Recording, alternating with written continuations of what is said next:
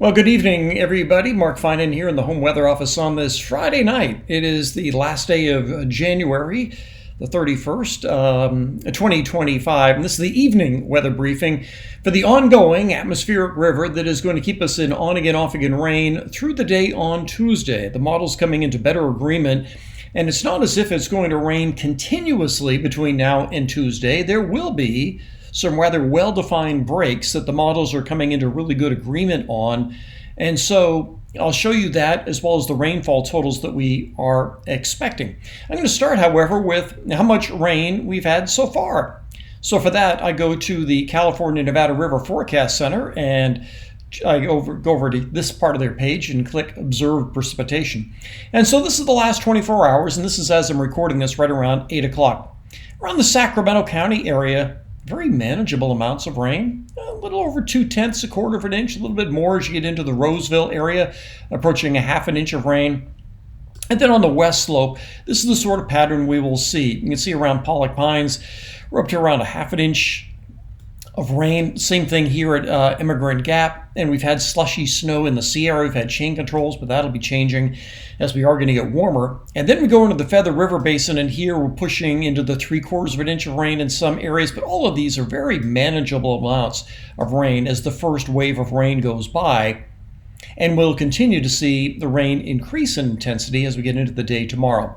We go into Stockton and Modesto, and very little rain. Like I said, very manageable amounts of rain, and we did not expect any impacts from this rain today. It will take a while before I think we see some of the expected or perhaps anticipated impacts from that, and by that I mean why that flood watch is up. So let's get into the models, and this will be the 0Z models, the models that were initiated at 4 p.m. this afternoon. And as usual, I'll start with the highest resolution model. This is the HRRR, and we'll go through the night, and as you can see, the rain stays pretty steady, especially on the west slope with the snow level pretty high, up around 7,000 feet, and it will get higher.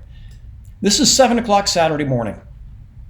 We have rain from Stockton all the way through the valley, and this is probably going to be about the wettest part of the day. So you'll likely wake up and it's going to be raining throughout much of the area in the foothills from Sonora all the way through areas like, up toward Marysville, past Mooney Flat, Penn Valley, and into Grass Valley, with the snow level still around maybe 7,500 feet. And it's actually going to go up. Let's go into the afternoon. I'll stop it at 4 p.m. The rain beginning to break up a little bit, but not on the west slope. It continues to rain, but up on Interstate 80, which would be right in here, you can see that, well, it's basically rain. So I think the snow is going to change over to rain at elevations below, let's say, 7,500 feet on Saturday afternoon. Through Saturday night, the rain begins to lift a little bit to the north. So look at where the line is. It's from just south of the Oregon state line down here to Interstate 80. So it's lifted a little bit to the north, and now that's all rain in the Sierra. And this is around 10 o'clock on Saturday night. Let's get into Sunday morning. I'll stop this at 7 a.m. on Sunday morning. And while we have showers in the valley, I think Sunday is going to turn out to be kind of like today. Some on-again, off-again rain, but very manageable amounts of rain. And once again, look at rain in Tahoe, dry on the east side of the Sierra. So for those of you in Dayton Valley, Carson City, places like that, it's actually going to be dry. Typical rain shadow here with rain in much of Plumas County and Lassen County. You have to go north of Mount Lassen toward Modoc County before you find anything in the way of snow. And then during the day on Sunday, this is Sunday afternoon, look at where that line is. So south of Butte County, yeah, there are showers, but this isn't going to add tons and tons of rain, so the amounts are going to be quite manageable. So for that, let's go to the total precip accumulation here. And I think the HRRR is a little bit overdone here. This is the total, so this is all the way through Sunday afternoon. For Sacramento, it's showing about 1 3/4 or 2 inches, and here on the west slope, it's showing about 10 to 12 inches of rain. And again, I think this is a little on the high side, considering how the rain is likely going to break up during the day on Sunday. All right, let's go to the NAM, because I think the NAM might have a better handle on this, even though it doesn't have the same sort of resolution. Let me skip ahead to 7 a.m. on Saturday. Here we are. So it looks the same. We have the snow level up around 7,000 feet, and we have rain widespread. And so that's 7 a.m. By 4 p.m., the rain begins to break up a little bit, and that line shifts to the north. We once again have the snow changing to rain in the Sierra. And then early Sunday, this is Sunday morning at 7 a.m., we have rain north of Sacramento, so the valley is pretty quiet. The foothills south of Placerville look relatively dry. And in the Sierra, in the Tahoe Basin, it's raining. And on the east side, it is dry. All the snow is off to the north. And so that's Sunday morning. Sunday afternoon, perhaps a few showers. Then we wait on the next wave. This is Monday morning. So what's going to happen is there's a little low out here, and the flow aloft will shift that line farther to the north, leaving us dry on Monday morning. So it's these dry breaks that will help to minimize any valley impacts and threats of flooding. Because if you get 12 hours where it doesn't rain, you just see the water levels come back down before the next area of rain comes back in. So I don't think we're going to see 4 days of continuous rain, which is why, again, I think that any quote-unquote flooding impacts for the valley are going to be, it might be some standing water in the streets and that sort of thing. So that's Monday during the day. Some scattered showers, probably not much accumulation. And then the best part of this is likely going to come in Monday night and into Tuesday. This is the way the NAM is showing Tuesday, and this is as far out as it goes. So let's go to total precip accumulation here, and I'll break it down a little bit because this says 2.3 inches of rain, with the bullseye being in the Feather River Basin at 16 inches. Woof, that's a lot. With that in mind, and I'll show you this in a minute, I did see from DWR that they have started to make some releases out of Oroville. I'll get to that in a little bit. But let's break this down into 24-hour increments because this will make it a lot more reasonable. So let's go back to Sunday morning. So this is Sunday morning.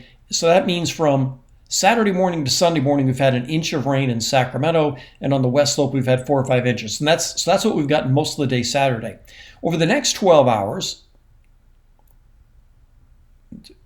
here, we've picked up maybe an inch of rain around Sacramento, and there's that bullseye again in the Feather River Basin. But look at how little rain there has been in 24 hours in Stanislaus County and Tuolumne County.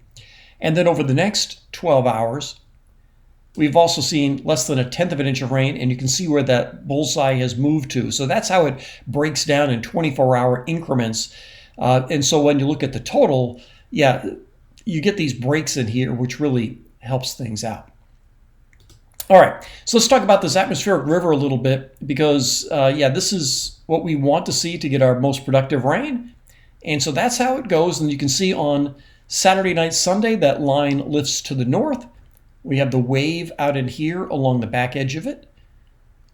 And then as that wave comes inland, this is Monday morning, you can see again, right now the models indicate the AR is more like Mendocino County into the north.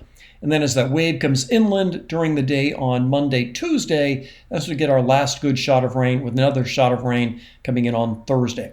So let me show you how the GFS is going to show that, because the GFS goes farther out in time. And the GFS is along the same lines of everything I showed you with those higher resolution models. But those higher resolution models don't get into Tuesday, which is what I wanted to show you. So this is Monday, once again showing that line moving farther to the north. And then it's Monday night and into Tuesday, that line with that wave comes back our way. You'll notice that the snow levels drop. And so I think Monday night into Tuesday is going to be when we're going to get the really good rain. It'll get gusty winds. This is Tuesday night. So that's what it looks like. We could see the best stormy part of this. And then it clears out Wednesday. So DJ, if you're watching this right now, still looks as though Wednesday will be dry. If you want to pour some concrete, then we have the next chance of rain coming in on Thursday, likely afternoon and evening, and lasting into Friday. So for those of you that work outdoors, I think that Wednesday is going to be your day next week. That's Wednesday right there. And as you can see, it's not completely clear, but the GFS might be a little bit overdone. All right, as I mentioned, I did want to show you something else, but I don't have the link called up just yet. So let me do that. It'll take me just a second. While I'm doing that, you can see right there, one of the photos that I'll be showing you at the Photo Expo coming up 3 weeks from tomorrow at the David Girard Vineyards. That's Moonrise over El Capitan. It's a 24 by 36 inch print. I love that print. So you'll be able to see that in person. It looks really cool. Where am I going? I'm going to C deck. I'm going to check out the reservoirs. Okay. And we're going to go to, oh, not that. I'm going to go to Lake Oroville.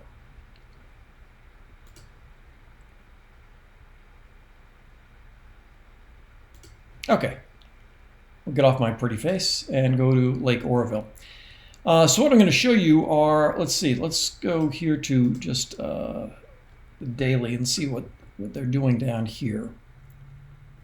It's not really reflected just yet. So what we're looking for here is this line here, the outflow and the inflow. So the inflows, and this is the last 30 days, the inflows have been steady around 4,000 or 5,000. That'll be really interesting. The outflow's really not here yet. Let's go to the hourly. Maybe we'll get the outflows with the hourly. So this shows that they're not registering the outflows here. But what they did say is that they've started to do some releases, or maybe they're going to start doing some releases. Maybe it's this line down in here. But what I'm going to look at over the next couple of days, especially by Monday, it'll be interesting to see this line, the inflow, which, like I said, has been rather steady around 4,000 or 5,000 CFS. We could probably see this go up to 50, 60, 70,000 CFS. That's going to be really interesting. That's what I get for not calling this up ahead of time. I thought this would start to show outflow, but they have not done that yet. Here is their scheduled releases. It's set at 4 o'clock. They're going to start doing 6,000 CFS. And maybe they're doing that downstream and not from the dam itself. Maybe it's going through the power plant. That's probably what it is. And that may go up a little bit more. So anyway, we'll keep an eye on that. But either way, the rivers are going to be just fine. We will see a rise on the Feather River likely, but nothing that's going to be out of hand. So that's what I've got for you on Friday night. That's the 0Z model runs. And like I said, we will be seeing on again, off again rain, probably steady rain Saturday morning, but then for many areas, especially in the San Joaquin Valley, a lot of Sunday and a lot of Monday will be dry before we see the next wave come in on Monday night and into the day on Tuesday. So I know there's been a lot has been made of this rain, but because it's an atmospheric river sort of thing, the heaviest rain is going to be concentrated in a relatively narrow area. And it looks as though that really is going to be the Feather River watershed, where those are the spots that will be getting perhaps off the charts sort of numbers, 10, 12, 15 inches of water between now and Tuesday night. So keep an eye on that. But that certainly isn't what you'll see in Rockland or Grass Valley or Placerville. So it does look as though the heaviest precipitation is going to be centered a little bit farther to the north, and that will be able to be safely captured by Lake Oroville, even though they're going to do some modest releases downstream.